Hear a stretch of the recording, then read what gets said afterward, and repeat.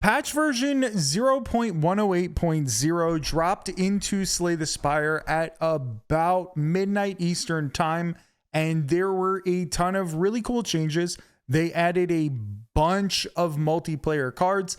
They, of course, buffed and nerfed other cards, and we're going to go over all of that in this video. I'm going to go through the entire patch note video. I know that not everybody wants to see all that, so I'm going to leave some chapters so that you can go see like the regular buffs, nerfs, and then the multiplayer section.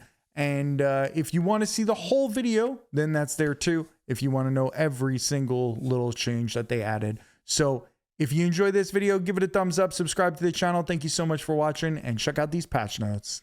For all you beta testers who have been chomping at the bit for a new patch to chew on, here it is.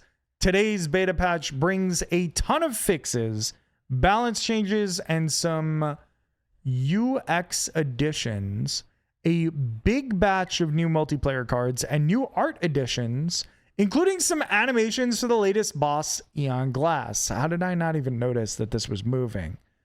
I'm too hyped for the patch, I guess. This is apparently the new animation for Eon Glass. Pretty cool. We've also got some big updates in the modding realm to call out. Modding updates. Thank you to our incredible community of modders and mod players for all of your feedback since we released Steam Workshop support. We've got a few changes that will be relevant to modders at the bottom of the notes, but first we wanted to specifically call out some major fixes and changes that affect players. Previously, when launching the game with mods enabled for the first time, it appeared as though your progress was wiped. That's because unmodded saves are saved separately from your modded ones as a protective measure, and we defaulted to having the modded saves start entirely from scratch. Now, your unmodded saves are automatically copied over to the modded saves, and a pop-up appears to explain the process to new mod users. They're still saved separately though, which means any progress you make when playing with mods enabled will not be reflected after switching to unmodded and vice versa. So that was a problem. So I'm glad that now I'm assuming they're going to be mixed. Additionally, players have been frequently encountering version conflict errors when doing modded multiplayer runs. We're introducing some fixes that should reduce those instances and more detailed error pop-ups when they do occur. Note that we still recommend having the same exact mods enabled as your teammates, particularly if they affect gameplay and are not merely cosmetic. We plan for these changes to come to the main branch soon, so non-beta testers can keep an eye out for that. I wonder if that means that they would do like a main branch update with only that type of stuff in it, because I have to imagine that's going to be a little bit of a problem. For some more info on modding and playing with mods, check the patch notes from Major Update 2. Now it's time for the rest of today's patch notes. Okay, so it's nice that they did like a little bit of fixes to mods, and your save files won't be messed up. Just kind of like Aerodom said, quality of life stuff, mod support. Content and balance, general, end of turn orb passives now trigger before doom. This means that if a player would die to self-doom but also has an orb with an end of turn passive that would kill the last remaining enemy, they will now win the combat instead of losing it after ending their turn. That's crazy. I didn't know that that's not how it worked. I'm glad they fixed that, because I would have been super sad losing a run with defect with like some sort of self-doom like Neurosurge or something. That would have been crazy. That would be like genuinely crazy. Enemies, they buffed, oh no, they buffed Torchhead Amalgam, increased damage at Ascension 9. Weak tackle damage increased from 15 to 16. Okay. Tackle damage increased from 19 to 22. Okay, so nothing crazy, not on the multi-strike attack, I don't think. So that's fine. It is outside of the multi-strike attack. I could see it being considered maybe a little weak. Potions and relics changed regen pot. Its healing effect now triggers before doom, preventing the player from dying to self-doom in certain situations. I also would have been pissed. I didn't know this, but I would have been absolutely been pissed if I would have died to my own doom when the regen pot could have saved me. That would be crazy. Queen was too easy. I actually struggle against Queen more than any of the other bosses now. I think that's more a result of I always prepare myself for Eon Glass and Test Subject now, and then I'm less prepared for Queen.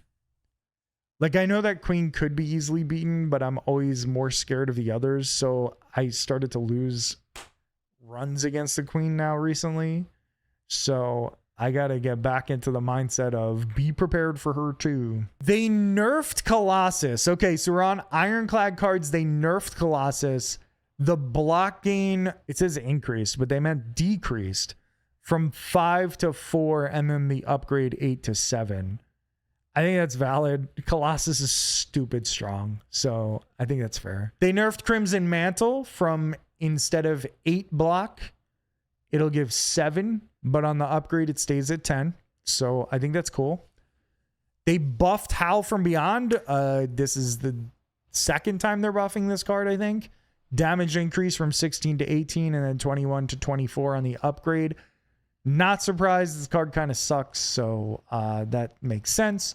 They buffed Setup Strike, so the strength gain starts at 3 and then upgrades to 4. I think that's solid because like Setup Strike sucks. I still don't know if I would take Setup Strike, to be honest. I almost never take that card. They reworked Outbreak. Whenever you apply poison, deal 3 or 4 on the upgrade damage to all enemies. Outbreak actually may be a takeable card now. Every 3 times you apply poison, deal 15 to all enemies I'm sorry, that was just like not good. Changing it to every time you apply poison is amazing. I think that's phenomenal. They buffed Anticipate to have more dexterity if you on the upgraded version. Okay. They also buffed Flick Flack. So Flick Flack got nerfed at one point and now got buffed again. I think that's solid. I think it's buffed back to where it was originally.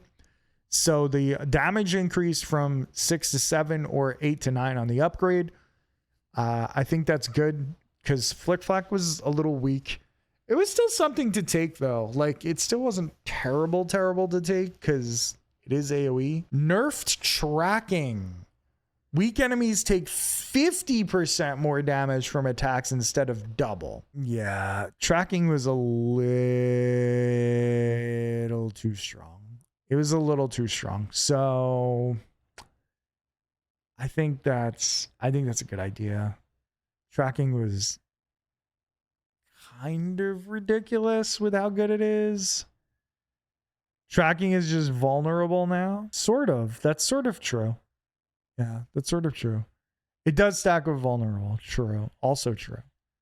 It does sort of have the effects of vulnerable, but it's still a power card, so it's still a little more valuable. Plus, you're weakening the enemies instead of using like a vulnerable thing on them. But that is an interesting way to think of it. It's sort of like a vulnerable power. Basically Debilitate now. Yeah, Debilitate is a nice, is a good comparison.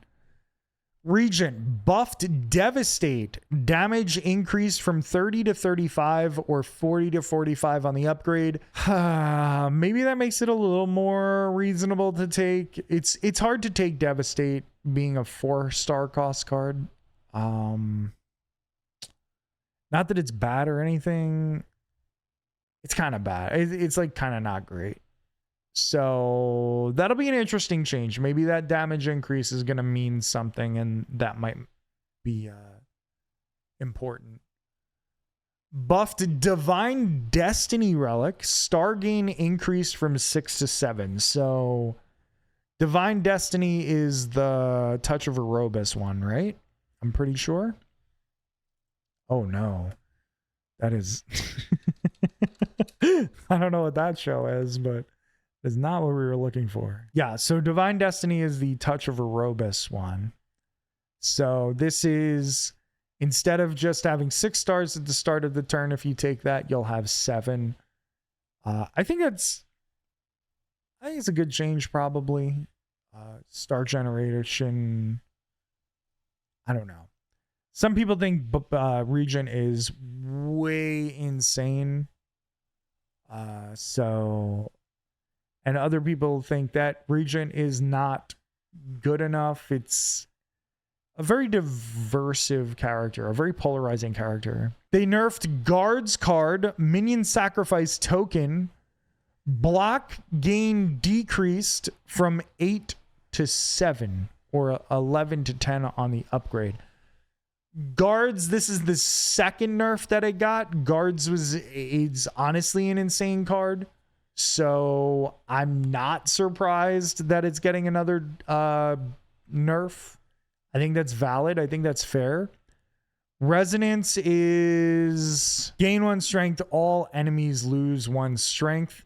Its star cost now decreased to 2. I think that's good. I think I would maybe pick it more often since it's a lower star cost. Currently, I pick it 0% of the time. So I think that's a pretty viable nerf to the star cost. I think that's going to be really good. I would definitely test that out. 3 to 2 stars is a pretty big deal. Yeah, I agree. Necrobinder buffed Haunt. HP loss increased from 6 to 7 or from 8 to 9 on the upgrade. I am not super sure that was necessary, but I can get down with that. I would be interested in trying it. I don't know if it matters. I think Haunt was a decent card. I don't think it was amazing, but it's good if you could get soul stuff going. It's pretty strong. Soul Synergies got smacked pretty hard by Prism Eon. That's a good point. That is a really good point, because souls are way less valuable as a result of those. So maybe the buff to Haunt, that's why. Okay, I can get behind that. Maybe it did need it. They also buffed Reeve, which increased the damage dealt from 9 to 10. And then if you upgrade it, it deals 13 damage now. So Reeve is a card I didn't take very often, I guess as a result of Prism Eon. So that makes sense. And then they buffed Soulstorm. The additional damage increased from 2 to 4. Wow. And the upgrade from 3 to 6. Wow, they really went in on Soulstorm. They doubled the amount of damage that this card does. Which I guess makes sense, because I every time I get Soulstorm, I do struggle a little bit with making it really good. So I can get behind it. They nerfed Compact's Fuel token. No longer draws cards. Upgrade changed from increasing card draw to gaining 1 additional energy. So what, you just have 1 billion energy and you don't get the card draw to benefit off of it? I mean, Fuel was insanely strong, especially against Eon Glass. Man, that sucks to take the card draw away from it. That'll change things a little bit. They buffed Momentum Strike. The damage is now 11 and then 15 on the upgrade. I think that's good. Momentum Strike was kind of hard to take. Really wasn't that great. That's a pretty big nerf to Compact. Yeah, that's an insane nerf, honestly. Losing the card draw is pretty rough. I'm almost surprised they didn't do it the opposite way, where they kept the card draw and took away the energy. They changed Scrape. Okay, this is a card that was in Slay the Spire 1. No longer discards cards whose energy costs are temporarily set to 0 by global temporary effects. Oh, wow. So when you use Pounce, Scrape. So this is not really a change in the wording or how it operates. It's a change on how it interacts with things that aren't natural 0 cost cards. So that's really interesting. I'm kind of down with that. They also changed Shatter so that it exhausts now. I think that is a fair change. I think that's a very fair change. Shatter was stupid strong. Like, honestly, ridiculously strong. It needed to exhaust. They can buff it back up with it exhausting. Yeah. So we're on to the multiplayer section. They added new multiplayer ironclad cards. They added Midnight, a rare attack, cost 12, deal 99 damage, cost 1 less for each card exhausted this combat by anyone. What the fuck? That seems so strong. That seems absurdly strong, no? That's a weird card. Yeah, that's really weird. It is a rare attack that costs 12, deals 99, 120 on the upgrade, costs 1 less for each card exhausted this combat by anyone. So if you're playing with Necro and they're playing a bunch of souls, then all of a sudden you just get a free 99 damage card. Oh, true. It should cost more based on the number of players. That is a good point. Yeah, Shivs and Blade Dance for Silent, and all of a sudden Midnight is like really, really good. And then there's Blaze, the uncommon skill, costs 2. Give another player 5 or 7 strength. I think that's good. I like that. I can get down with that.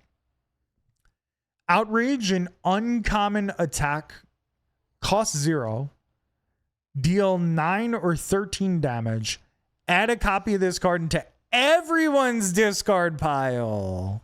So Outrage is multiplayer anger. I love that. I think that's super fun. I think that's a super, super fun way of doing multiplayer stuff. That's very cool. You got to be careful about taking that, because maybe your teammates, you know, they don't want extra cards stuffed into their discard pile. I like that. I think that is a cool multiplayer card that like makes the experience a little more unique. They buffed and slightly reworked Tank. It originally said take double damage from enemies. Allies take half damage from enemies. Now it says take 50% additional damage from enemies. Allies take 50% less damage from enemies. Pretty much a buff, I would say. I guess I could see what they're saying, slightly reworked, but instead of taking double the damage, you're taking an extra 50%. And your partners are taking less. I like that. That's a cool rework. You think it makes Tank broken? It makes it better for sure, but you're still taking basically like 150% of damage. In 4-player, everyone getting a diamond diadem. Is that how you say it? And you taking 50% more is kind of wild. That's fair. That is fair. The way you say it, when you put it that way, that is pretty fair. But it was always like that. Tank was still always like that. And allies take half damage from enemies. And you take double damage. So I don't know if it's that drastic a change, but I guess it is. I guess that's like a quarter more damage. Taking double damage is more double edge. 50. Yeah. That's true. Added new multiplayer silent cards. Here we go. Blade Symphony, an uncommon skill that costs 1. Add 2 or 3 shivs to all players' hands. I like that. We're sharing shivs now. Concoct, an uncommon skill that costs 0. Another player's attacks. Apply 3 or 4 poison this turn. Okay. All right. They're really doing some multiplayer stuff. They're doing some cool shit with multiplayer. Fade, an uncommon skill that costs 0. Retain. Another player gains 6 or 9 dexterity this turn, depending on if it's upgraded. Passing on the silent skills over to other players. Shivs, poison, dexterity. I like that a lot. I think this is cool. They changed flanking and made it a rare card instead of an uncommon. So that I can understand as well. Way stronger than regular cards. They might start buffing multiplayer enemies. I wouldn't be surprised if this becomes too strong, if the multiplayer cards are too strong, they could start buffing the enemies. Added new multiplayer region card. Plot which is an uncommon skill, costs 1. Next turn, all players draw 2 or 3 cards. Isn't Regent notoriously not great at drawing cards? Like less so than the other characters, I feel like. Constellation is an uncommon skill that costs 0. Another player draws 1 card, gains E, I'm assuming that's energy, and gains 9 block, 12 block. Wait, this is an uncommon skill that gives another player draw, energy, and block? That is kind of insane. How is it uncommon? I thought this would be a rare card. That's adrenaline on crack, and it's for the wrong character. A little weird. And it's uncommon? I don't like that. I think that should be a rare skill. I feel like 9 block, like why? Yeah, that's a little too much. That's a little too much. Then we have Necrobinder multiplayer cards. Underworld, uncommon skill that costs 2. Whenever other players deal attack damage this turn, apply that much Doom Exhaust. And then if it's upgraded, it loses Exhaust. I like that card a lot. I think that's very fun. It's a way for Doom to really get involved in multiplayer. Soulbound, uncommon power, costs 1. If it's upgraded, it's innate. Choose an ally. Whenever you create a soul, add a soul to their draw pile. Okay. We're making souls a part of people's draw piles as well. I like that too. And Cacophony, a rare power that costs 2. Every 33 cards drawn by all players deal 66 damage to a random enemy, or 99 if it's upgraded. I think they're throwing a bunch of multiplayer cards into the game to see how it goes, to see like what actually happens. Is it a bad speedster? I could see why you say that. I have to imagine if everybody has card draw though, like it's going to be a little easier to hit that. Oh boy, look at this guy running around like a lunatic back there. It doesn't seem like a great card, Cacophony. I'll say that. I'll say that it doesn't look that great. I guess it's speedster that counts everyone, so I guess it's better than I'm giving it credit for. Yeah, I think I have to imagine it's going to be a little easier to hit 33 cards. It also deals a lot of damage. Changed Legion of Bone card, no longer exhausts. I think that's solid. Adds new multiplayer defect cards. So now we get the defect multiplayer cards. Hibernate is an uncommon skill that costs 2 and channels 2 frost. This turn, your frost grants all allies block. So you're not giving frost orbs to everybody, but you are giving them block from your frost orbs. I think that's cool. I think that's an interesting way of doing it.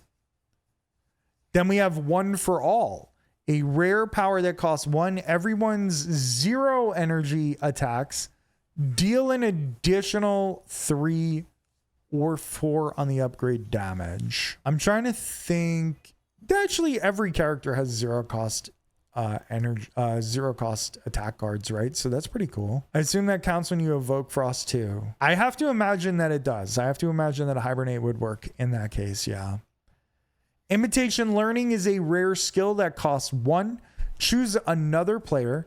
The next 2 or 3 times they play a power, you play a copy of it, exhaust. That seems pretty broken. The next 2 times, like all you have to do is know that your partner is playing like a good power card, and you play this, and then you get to have a copy of it right away.